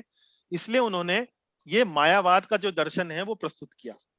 बाद में इसी मायावाद के दर्शन को या इसी अद्वैत दर्शन को बाद में धीरे धीरे रामानुजाचार्य ने और फिर मध्वाचार्य ने और फिर अंततोगत्वा श्रीमान चैतन्य महाप्रभु ने द्वैतवाद का जो दर्शन है उसको देने के बाद इस सब चीजों को एक तरीके से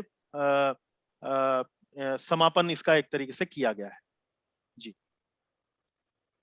ये थोड़ा सा एडवांस्ड विषय है, कठिन विषय है। इस पर संभव है कि इस चर्चा में आप संतुष्ट ना हो पाए, पर हम बाद में भी बात कर सकते हैं।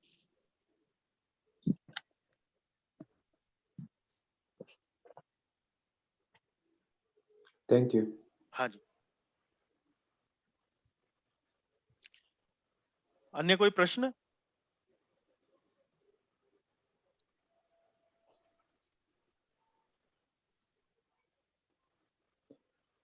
वन मोर क्वेश्चन, आपने जो बोला हाँ जी, कि वेदों में ऐसा नहीं कहा है कि मांस नहीं खाना, और बुद्ध में वो बुद्धिज्म में वो क्या था कि वो lot of people were doing killing of the animals for sacrificing in the karma kand and all that, and I think he was against mainly the killing of the animals. Killing of the animals, हाँ जी। तो वेदों का सहारा लेके, वेदों के versus को coat करके उनका सहारा लेके वो लोग पशु हत्या कर रहे थे।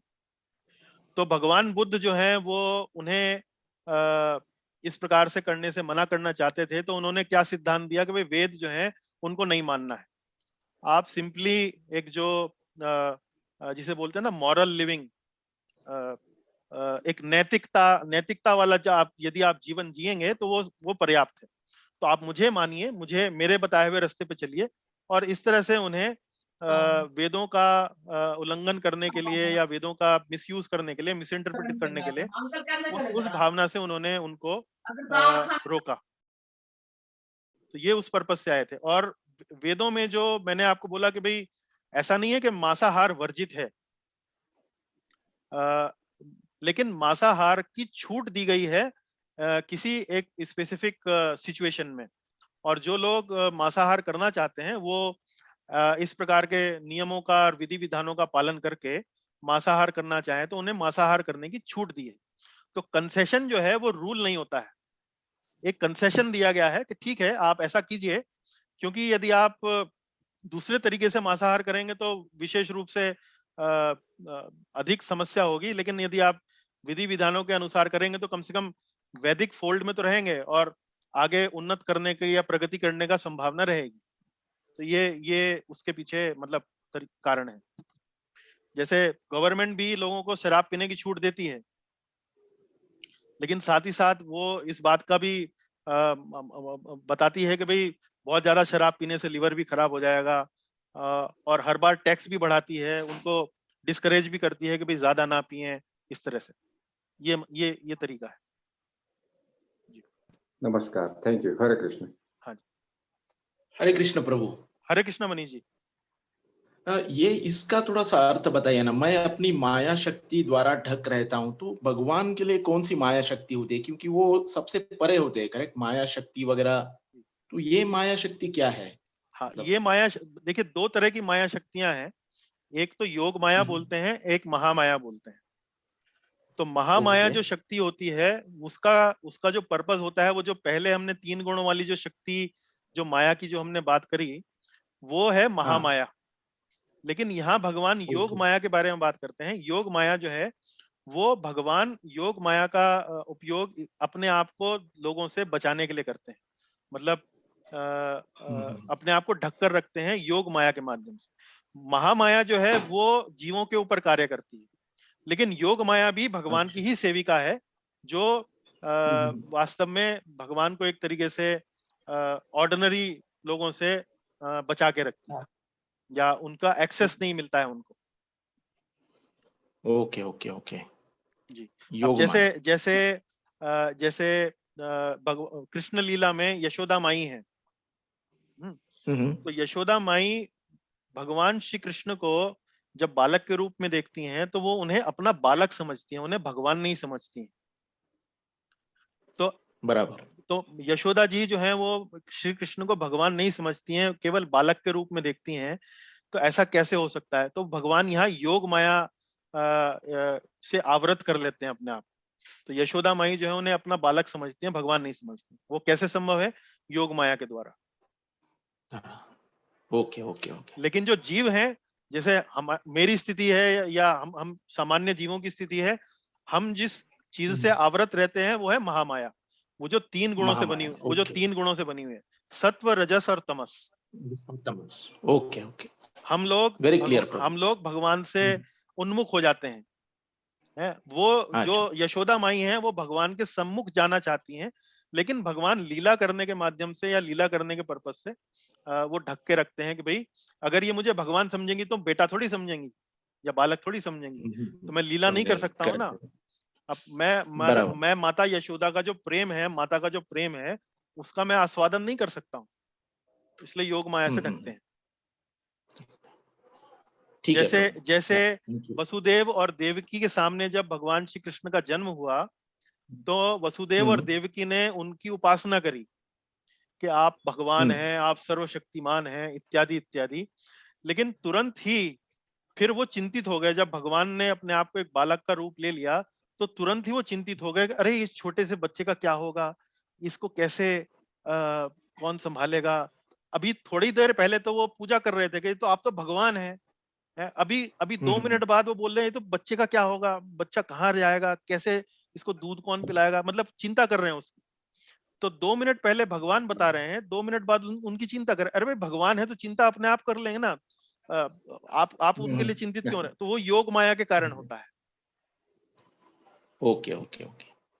जी, हरे थैंक यू कृष्णा। प्रभु। हरे कृष्ण जी। मैं सवाल पूछ सकता हूँ? अवश्य प्रभु जी। गुरुजी, ये जो है माया का जो मीनिंग है, जी। जो है ही नहीं, हम्म। तो फिर वो योग माया क्या हुई? जो है नहीं मतलब, जैसे भगवान श्री कृष्ण भगवान हैं, लेकिन भक्त उनको भगवान के रूप में नहीं देख रहा है, तो जो वो हैं वो नहीं देख पा रहा है। तो उसका एक पॉजिटिव इस्तेमाल कर रहे हैं भगवान, माया का एक पॉजिटिव सिचुएशन में इस्तेमाल कर रहे हैं। और दूसरा, उन्हीं की वो जो सेविका हैं, वो एक तरीके से पनिशमेंट के रूप में इस्तेमाल कर रही है। एक जगह भगवान योग माया का इस्तेमाल कर रहे हैं कि मैं भक्तों के बीच में अपना आवरण बनाऊं, ताकि हम एक लीला का आस्वादन कर सकें।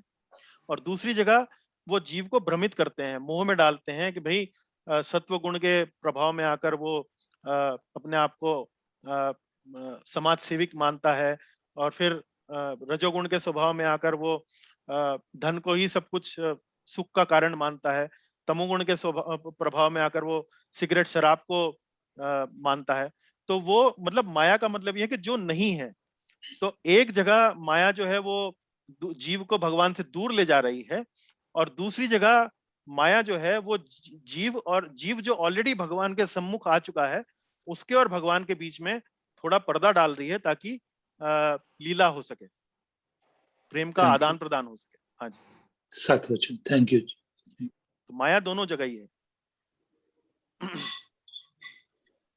जैसे प्रभुपाद जी समझाते हैं कि एनर्जी जो है वो इलेक्ट्रिसिटी तो वही है, एक जगह उसका एक उपकरण में इस्तेमाल करते हैं तो गर्मी पैदा होती है, और दूसरे उपकरण में इस्तेमाल करते हैं तो सर्दी पैदा होती है। हीटर में डालेंगे तो गर्मी लगेगी, और एयर कंडीशनर में डालेंगे तो थोड़ा ठंडा लगेगा। है शक्ति वही, माया का काम वही है। माया का काम मतलब ये है कि भाई भगवान को भगवान तक ना पहुंचे जीव, या भगवान से भगवान का भाव ना उसके सामने प्रकट। Thank you. हरे हरे कृष्ण जी। कृष्ण प्रभु जी। हरे कृष्णा। ये पूछना था कि आपने बोला कि हमें भगवान को मतलब श्री कृष्ण को ही पूछना चाहिए, दूसरे सब देवी देवता को न पूजे न, तो फिर वो थोड़ा गलत नहीं हो रहा है सर? देखिए मतलब मैं नहीं कह रहा हूँ, भगवान गीता में कह रहे हैं। मैंने तो आपको सारी संस्कृत पढ़ाई है। हाँ, एक एक श्लोक का संस्कृत का एक एक शब्द बताया। मैं नहीं कह रहा हूँ, ये तो मैं भगवान वो गीता में कह गलत रहे हैं। नहीं, मतलब हाँ जी। इनडायरेक्टली वो थोड़ा पाप जैसे हो रहा है कि मतलब हमें नहीं, वो वो सब तो वही तो मैंने आपको, वही तो भगवान ने आज यहाँ क्लियर किया है गीता में, कि जो देवी देवताओं के पास जाते हैं वो वास्तव में किसी भौतिक इच्छा को पूरा करने जाते हैं। बराबर। हाँ। और ऐसा वो करते हैं, वो अल्प ज्ञानी है, अल्प मेधसा। मतलब भगवान ये कह रहे कि ये सब अभी आप सब छोड़ के सब आध्यात्मिक पूजा मतलब आध्यात्मिक जगत में आ जाओ और मेरी शरण ले लो। हाँ, वही तो हमने बताया ना कि भाई देवी देवताओं की पूजा करके छोटा मोटा कांच इकट्ठा करके क्या लाभ। अगर आप भगवान के पास जाएंगे, देखिए पिछले जो सेक्शन था, पिछला जो विभाग था, उसमें भगवान कह रहे हैं कि वो जो दुखी है वो भी मेरे पास आता है, जो अर्थार्थी है जिसको कुछ चाहिए वो भी मेरे पास आ रहा है, तो वो उनको उदार मानो। वो आ रहे हैं मेरे पास किसी कामना से आ रहे हैं, लेकिन उनको उदार मानो। फिर वो कह रहे हैं कि जो देवी देवताओं के पास जाते हैं उनकी श्रद्धा को भी मैं ही दृढ़ बनाता हूं। देवी देवताओं के माध्यम से जो उन्हें लाभ मिलते हैं वो भी मेरे माध्यम से ही उन्हें जाते हैं। तो भगवान उनको कह रहे हैं कि नादान है, नादान है, अल्प मेधसाम, नादान है, मतलब अनइंटेलिजेंट है, कि भाई समझते नहीं है कि वास्तव में यदि वो मेरे पास आएंगे तो उन्हें लाभ अधिक मिलेगा। उनकी कामना तो पूरी होगी ही, लेकिन जब मेरे पास आएंगे तो उनका परम धाम में आने का रास्ता भी खुलेगा। क्योंकि हाँ, ये सब है जो ना, दुनिया की बहुनाम जो जन्म नामंते ज्ञानवान माम प्रपद्यन्ते। तो कई हाँ, जन्मों जो के बाद वो वास्तव में मेरी ही मनोकामना करने के लिए, मुझे ही प्राप्त करने के लिए मेरे पास आएंगे। ठीक है। हाँ, है ना, तो वो जो सब मटेरियलिस्टिक जो सुख है वो सब छोड़ के हमें भगवान के पास ही जाना चाहिए। हाँ, पहली बात तो हमें अपनी भौतिक इच्छाओं के लिए नहीं जाना चाहिए, हमें भगवान के लिए ही भगवान के पास जाना चाहिए। भौतिक इच्छाओं के पास भी के लिए भी जाते हैं तो भगवान बुरा नहीं मानते हैं। भगवान कहते हैं वो भी उदार है, वो भी अच्छा है, एक दिन मेरे पास आ जाएगा। लेकिन वो कहते हैं देवी देवताओं के पास जाते हैं तो चलो ठीक है, जाते हैं, वो ऐसा तो नहीं है ना नास्तिक हैं, बिल्कुल किसी को भी नहीं मानते। देवी देवताओं के पास जाते हैं, लेकिन ये समझें कि भाई वो एक नादानी है, एक मतलब एक अल्प मेधसा, मतलब कम बुद्धिमानी है, अच्छा डिसीजन नहीं है। मेरे पास आएंगे तो मनोकामना भी पूरी होगी, और मेरे पास आएंगे तो वो परलोक भी पहुंच जाएंगे, मतलब आध्यात्मिक जगत भी आ जाएंगे। तो ये मतलब है। ओके, थैंक यू तो प्रभु। आप जब भगवान की पूजा करती हैं, भगवान श्री कृष्ण की आराधना करती हैं, तो उसमें सभी देवी देवताओं की उपासना उसमें हो जाती है, क्योंकि सभी देवी देवता जो हैं वो भगवान के ही भक्त हैं।